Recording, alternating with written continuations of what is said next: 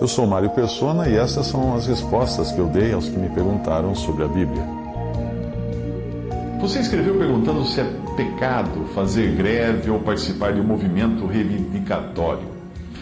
A palavra de Deus nos ensina a obedecermos às autoridades e às leis do país em que vivemos, desde que essas não entrem em conflito, obviamente, em conflito direto com a palavra de Deus.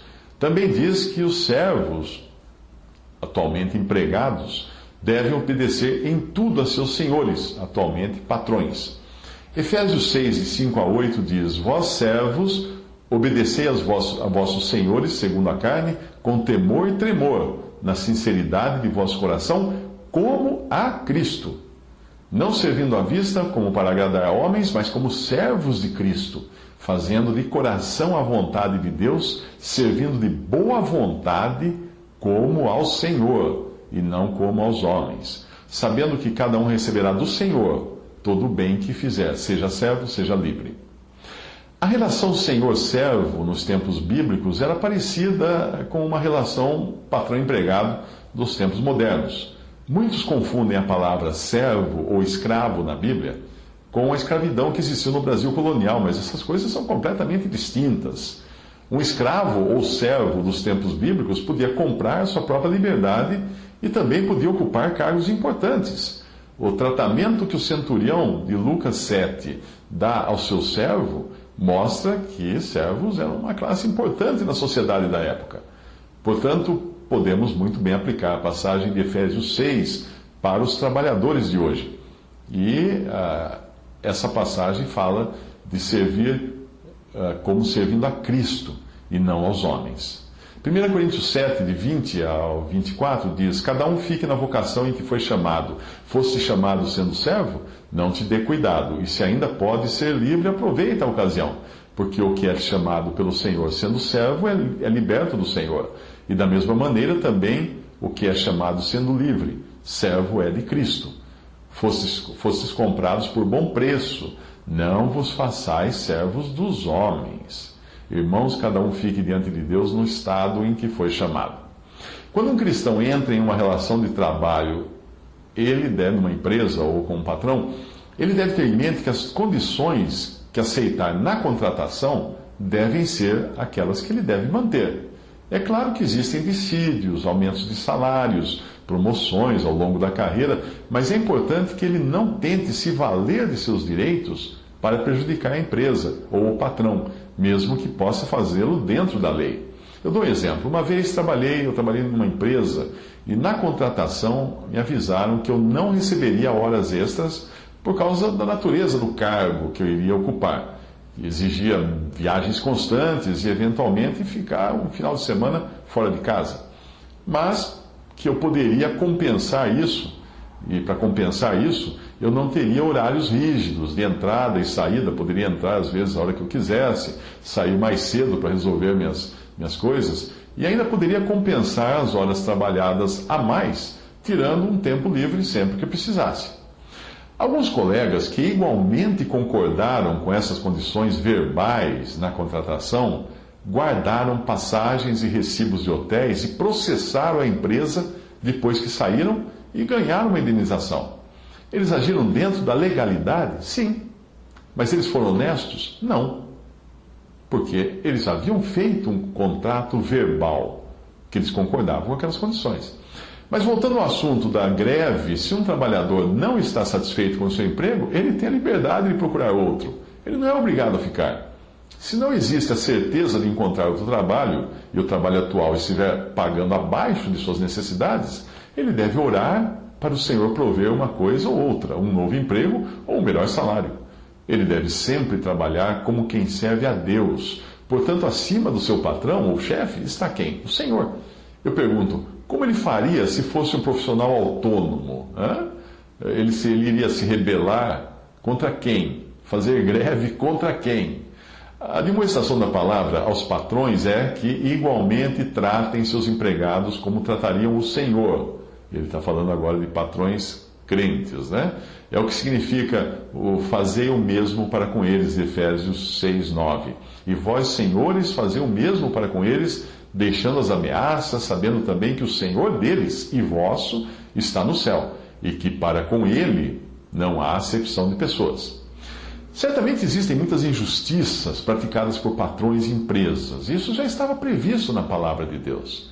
Tiago 5, de 1 a 6 diz: Eia, pois, agora vós ricos, chorai e pranteai por vossas misérias, que sobre vós hão de vir. As vossas riquezas estão apodrecidas, e as vossas vestes estão comidas de traça. O vosso ouro e a vossa prata se enferrujaram, e a sua ferrugem dará testemunho contra vós, e comerá como fogo a vossa carne. Entesourastes para os últimos dias. Eis que o jornal ou o salário dos trabalhadores que ceifaram as vossas terras e que por vós foi diminuído, clama. E os clamores dos que ceifaram entraram nos ouvidos do Senhor dos Exércitos. Deliciosamente vivestes sobre a terra e vos deleitastes, cevastes os vossos corações como num dia de matança, condenastes e matastes o justo, e ele não vos resistiu. Na continuação da passagem que fala das injustiças cometidas pelos ricos e patrões injustos, ímpios, na qual é mostrada a punição que eles receberão, também é mostrado na continuação como os cristãos deveriam reagir a isso, com paciência, aguardando no Senhor e olhando para o que está além das dificuldades terrenas, ou seja, para a vinda do Senhor, e principalmente confiando que Ele, o Senhor, é misericordioso e piedoso, independente de quão injusto seja o patrão. Tiago 5, de 7 a 11 diz: Sede, pois, irmãos, pacientes até a vinda do Senhor. Eis que o lavrador espera o precioso fruto da terra, aguardando-o com paciência, até que receba a chuva temporã e seródia. Sede vós também pacientes, fortalecei os vossos corações, porque já a vinda do Senhor está próxima. Irmãos, não vos queixeis uns contra os outros, para que não sejais condenados. Eis que o juiz está à porta. Meus irmãos, tomai por exemplo de aflição e paciência os profetas que falaram em nome do Senhor. Eis que temos por bem-aventurados os que sofreram. Ouvistes qual foi a paciência de Jó, e vistes o fim que o Senhor lhe deu, porque o Senhor é muito misericordioso e piedoso. A resposta que João Batista dá aos soldados que vão até ele pode também servir para o cristão, na sua relação de trabalho. Veja em Lucas 3,14, que diz assim: E os soldados o interrogaram também, dizendo: E nós, que faremos? E ele lhes disse: A ninguém trateis mal, nem defraudeis, e contentai-vos com o vosso soldo, ou com o vosso salário. Muitas vezes o desejo de melhores salários é apenas para aumentar o padrão de vida e não necessariamente de suprimento das necessidades. O homem de Deus deve estar atento a isso, pois a palavra nos exorta de maneira clara sobre a meta que alguns colocam em seu coração, meta de enriquecer.